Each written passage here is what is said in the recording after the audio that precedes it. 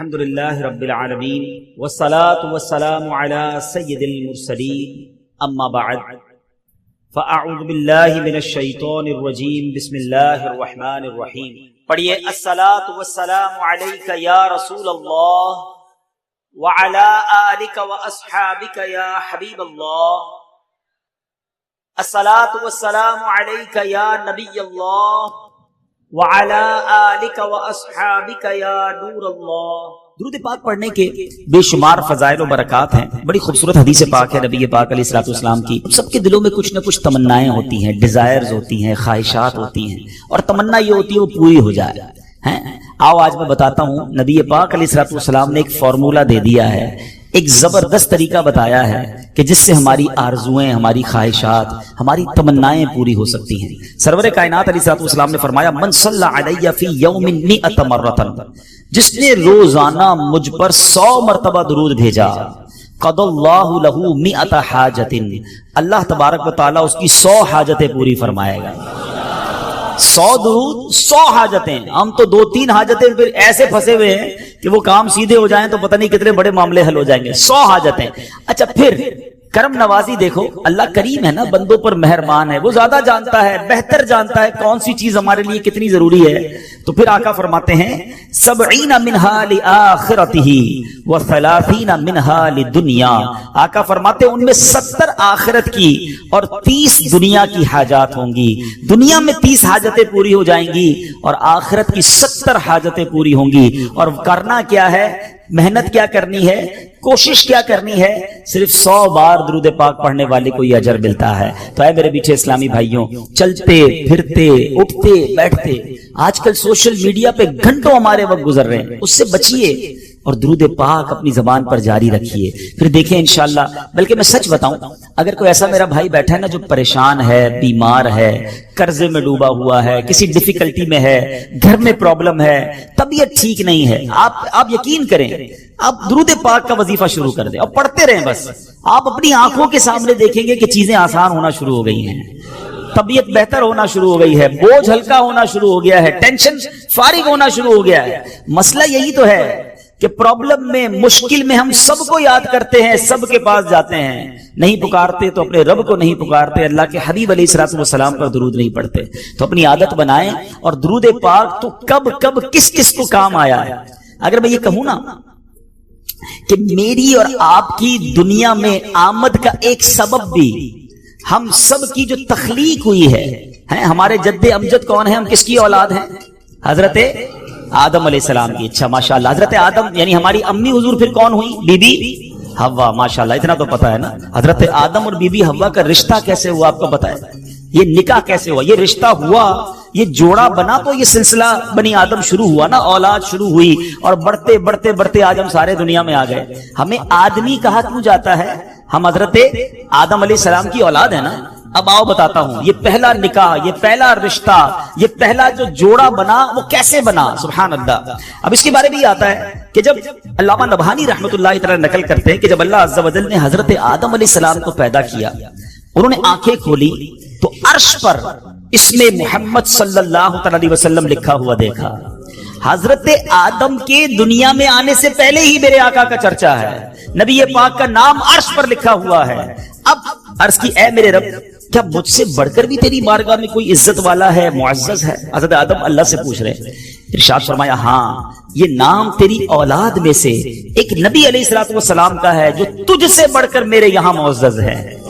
حضرت آدم سے کہا جا رہا ہے کہ تجھ سے بڑھ کر میرے ہاں معزز ہیں. اگر وہ نہ ہوتے تو میں نہ آسمانوں کو پیدا کرتا، نہ زمین کو، نہ جنت کو، نہ جہنم کو. کہ جب اللہ عز و جل نے ان کی پسلی سے حضرت حوا رضی اللہ تعالی عنہا کو پیدا کیا تو آدم علیہ السلام نے انہیں دیکھا، ایسی مخلوق جس کے مشابہ کوئی اور مخلوق نہ تھی. اللہ عز و جل نے حضرت آدم علیہ السلام میں خواہش بھی پیدا کی. تو انہوں نے عرض کی الہی یہ کون ہے؟ فرمایا حوا رضی اللہ تعالیٰ عنہ. عرض کی مولا میرے ساتھ جوڑا بن جائے. ارشاد ہوا تم اس کا مہر ادا کرو. عرض کی مولا مہر کیا ہے؟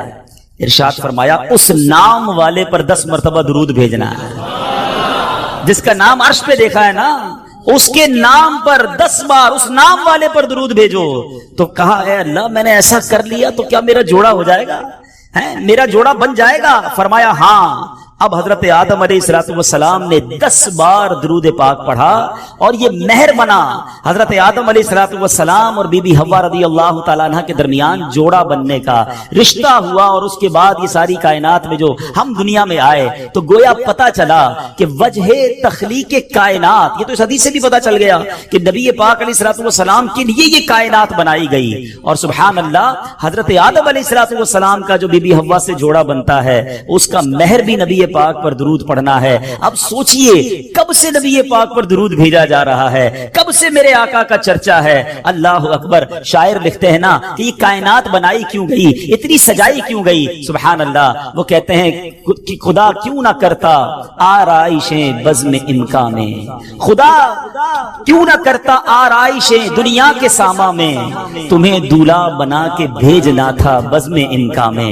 یہ ساری کائنات ہی سجائی گئی ہے نبی پاک علیہ السلام کے لیے۔ مولانا حسن ادا خان صاحب لکھتے ہیں نا، کونین بنائے گئے سرکار کی خاطر، کونین بنائے گئے سرکار کی خاطر، کونین کی خاطر تمہیں سرکار بنایا، ایسا تجھے خالق نے طرح دار بنایا، یوسف کو تیرا طالب دیدار بنایا۔ حضرت آدم علیہ السلام نے جب یہ سوال کیا ہوگا، ذرا امیجن کریں کہ یا اللہ مجھ سے بڑھ کر بھی کوئی تیرے یہاں عزت والا ہے، تو بتایا کیا گیا ہے تیری اولاد میں، آنا تیرے بعد بظاہر ہے مگر تجھ سے بھی زیادہ عزت والا ہے۔ سید اعلیٰ حضرت امام اہل سنت بڑا پیارا شعر لکھتے ہیں کہ جب سے حضرت آدم علیہ السلام کو یہ پتا چلا کہ میری اولاد میں کوئی ایسی شخصیت نے بھی آنا ہے جو رب کے یہاں اتنا مقبول ہے، تو اس کی یاد میں حضرت آدم علیہ السلام گویا گم رہا کرتے۔ سبحان اللہ۔ سید اعلیٰ حضرت لکھتے ہیں کہ حضرت آدم علیہ السلام کیا کہا کرتے کہ ظاہر میں میرے پھول ہیں، حقیقت میں میری اصل۔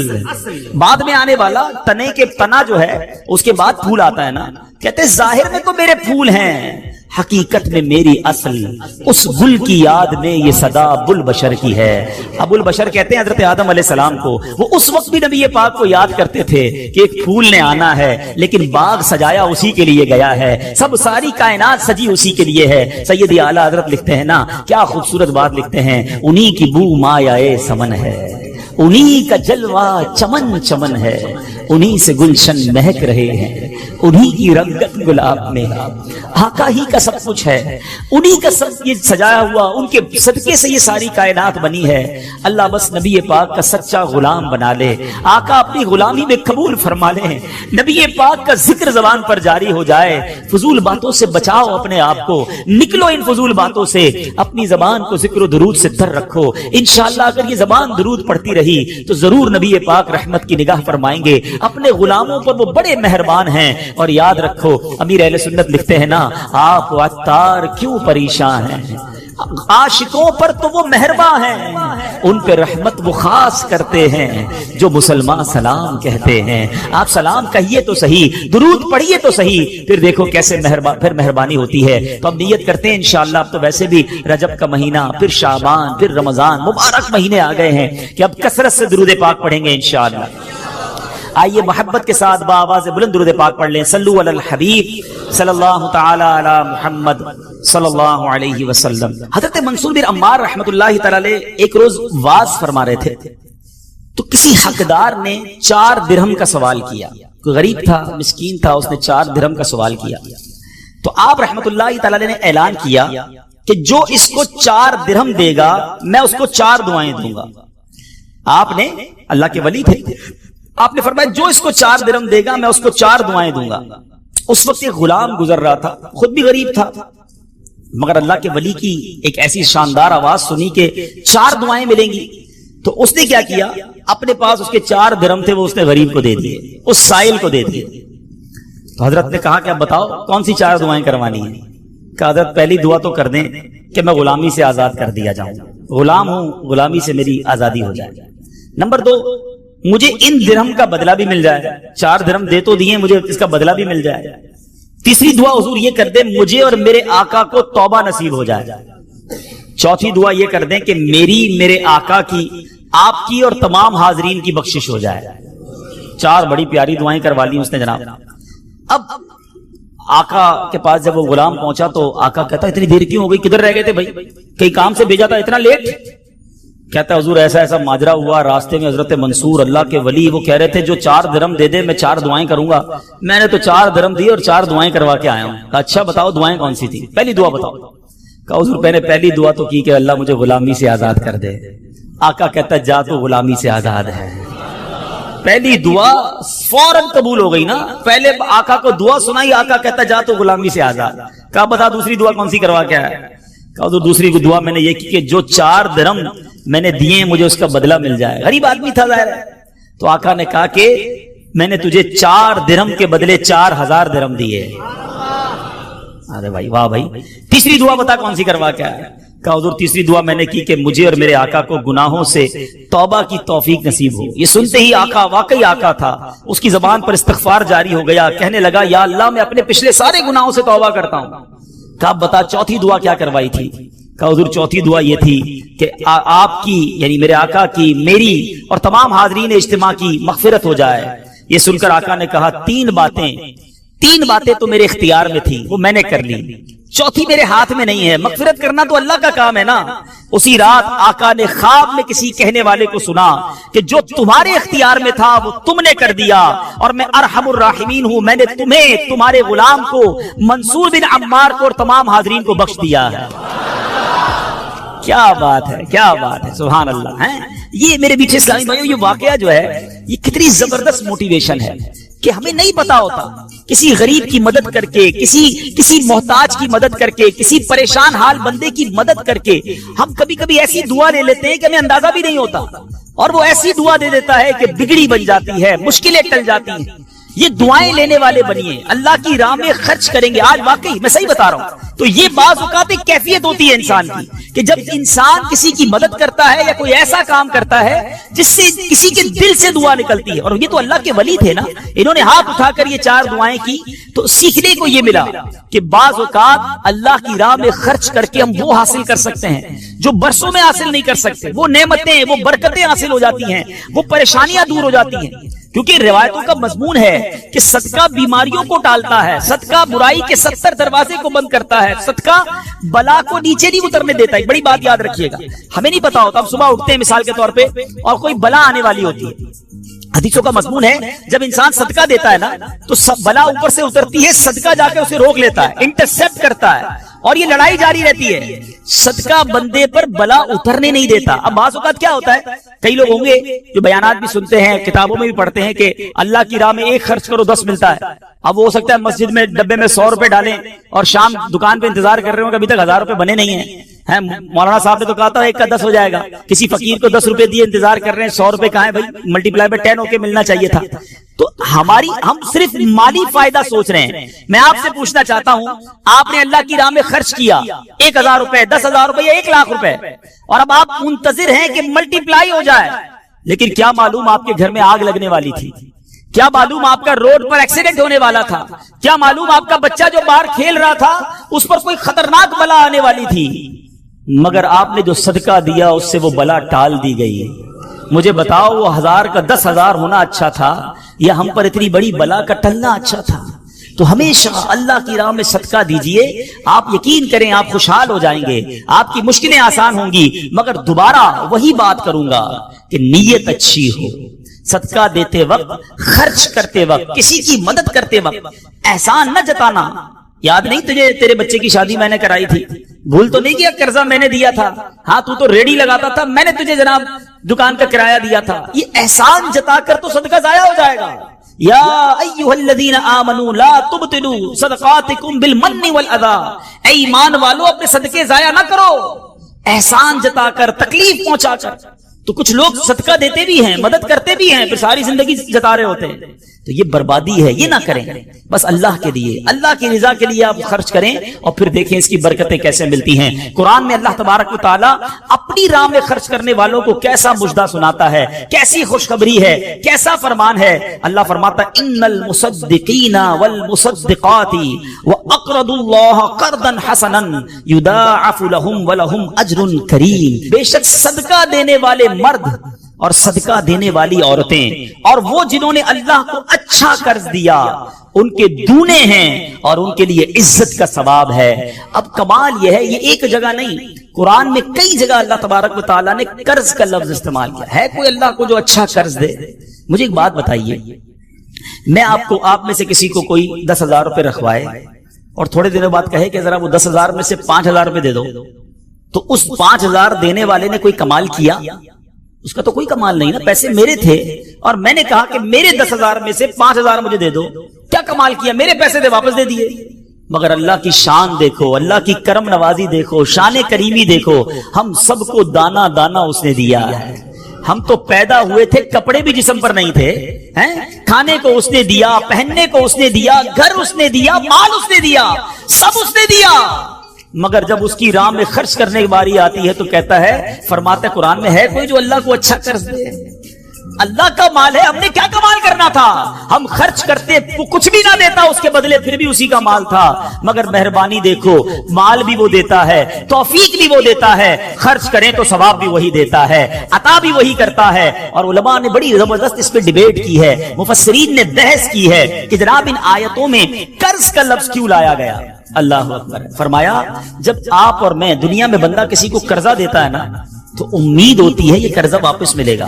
اگر امید نہ ہو تو پھر یہ قرض نہیں ہے، پھر تو تحفہ ہو جائے گا۔ آپ کسی کو تحفہ دیتے ہیں تو آپ کو پتہ یہ واپس نہیں آئے گا، لیکن قرضہ دیتے وقت آپ طے کرتے ہیں کتنے دنوں میں دو گے، کب دو گے، کیسے لوٹاؤ گے، تھوڑی بندہ معلومات بھی کرتا ہے، یار قرضہ دے رہا ہوں واپس ملے گا نہیں ملے گا۔ تو قرض کے جب بھی لفظ لون آئے گا، قرض آئے گا، اس کا مطلب یہ کہ یہ واپس ملنا ہے۔ تو اللہ نے قرآن میں گویا وعدہ فرما لیا ہے کہ تم جو میری راہ میں خرچ کرتے ہو، یہ اللہ کو قرض دینا ہے، یہ تمہیں واپس ملے گا، یہ لوٹایا جائے گا اور زیادہ دیا جائے گا۔ تو ہمیں اللہ کی راہ میں خرچ کرتے وقت یہ ذہن رکھنا چاہیے۔ سبحان اللہ۔ اب بانٹنے سے کیا گھٹتا ہے؟ بڑی خوبصورت حدیث پاک ہے، ذرا سمجھیے گا۔ ایک بار حضرت عائشہ صدیقہ رضی اللہ تعالی عنہا سے مروی ہے کہ اہل بیت نے، نبی پاک کے گھر والوں نے ایک بکری ذبح کی اور پیارے آقا علیہ الصلوۃ والسلام تشریف لائے، بکری ذبح کی اور انہوں نے کچھ تقسیم بھی کر دی۔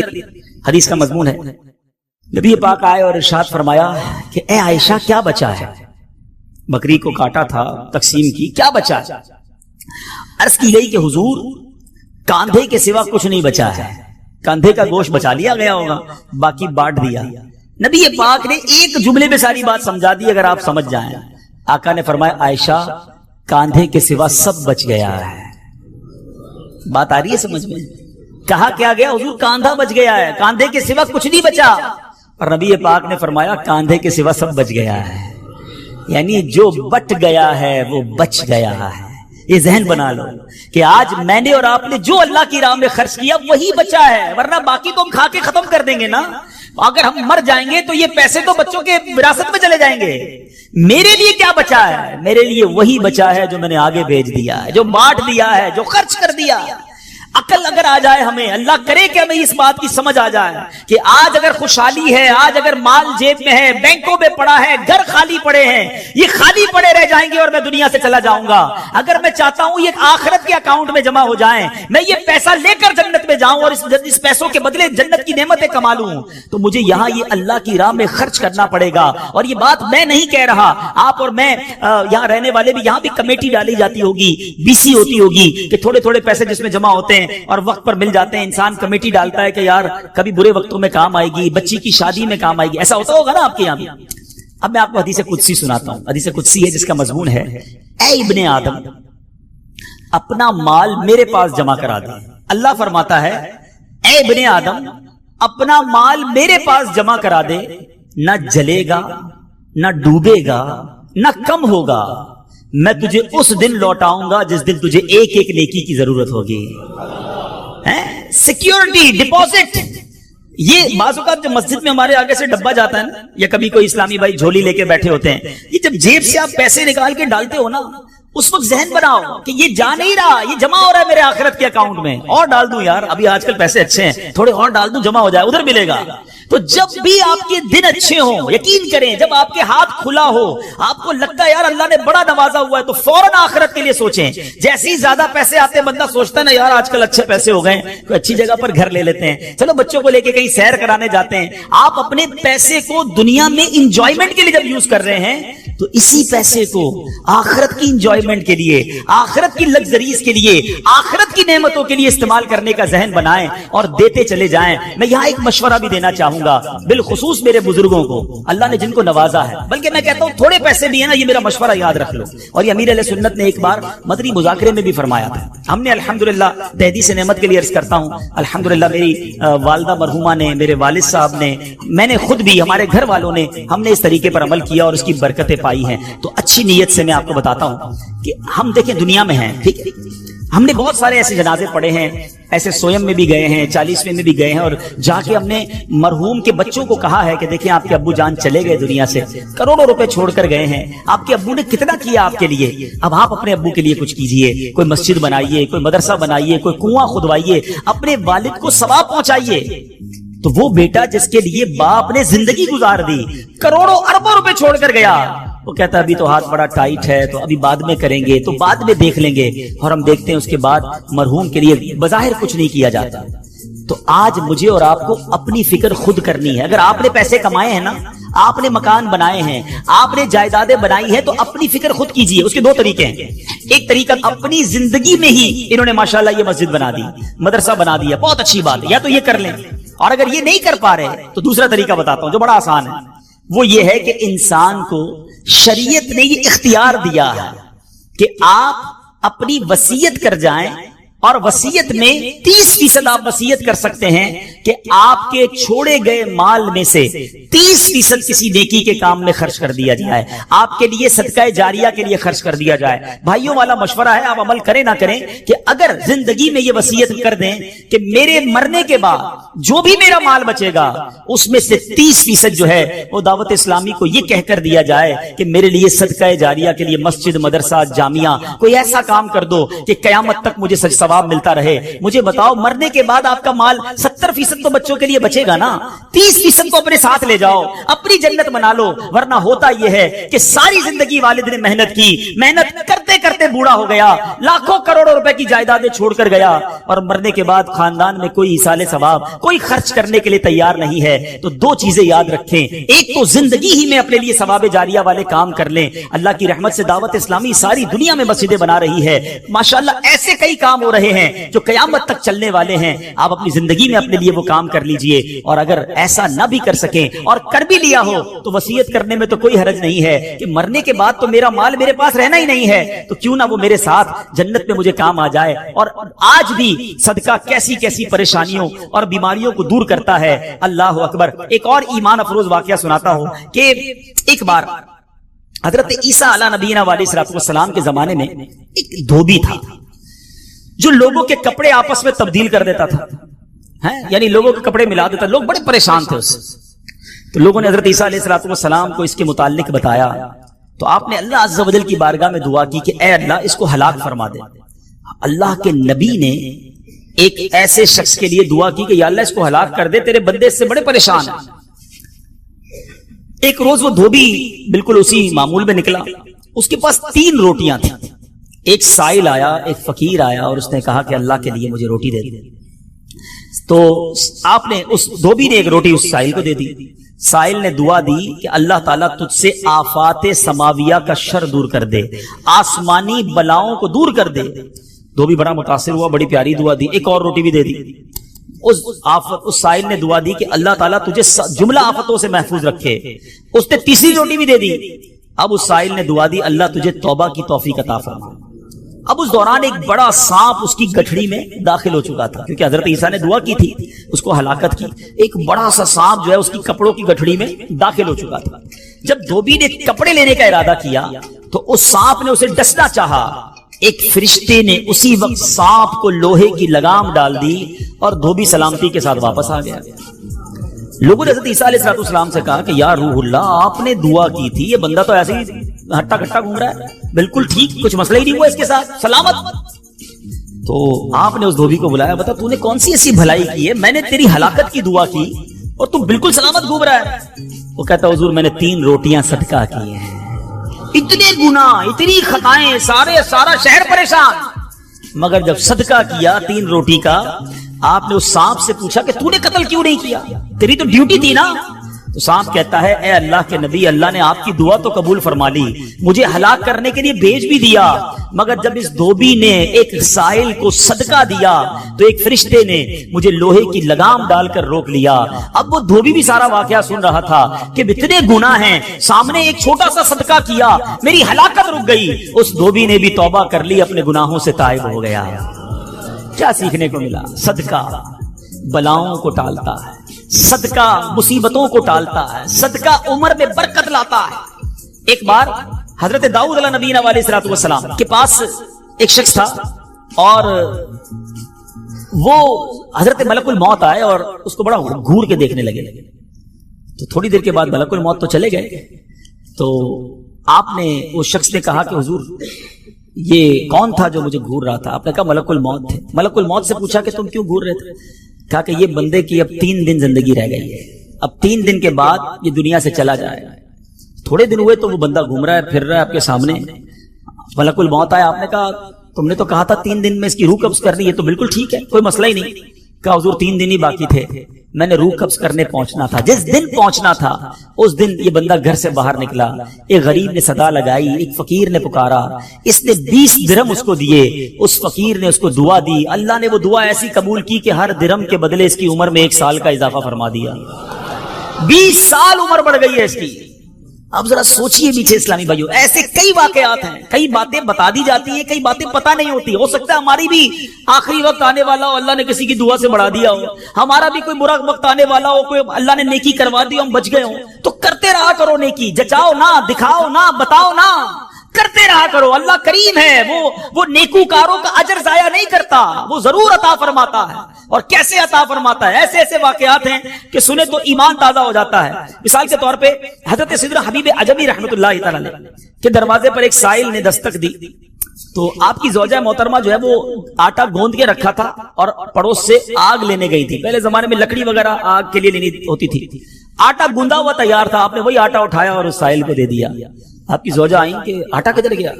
کہ غریب آیا تھا، اس کو ضرورت تھی، میں نے گوندا ہوا آٹا دے دیا۔ بہت اچھا کیا، ہم نے بھی تو کھانا ہے نا، ہمارے لیے تو کچھ نہیں چھوڑا، آپ نے سارا ہی دے دیا۔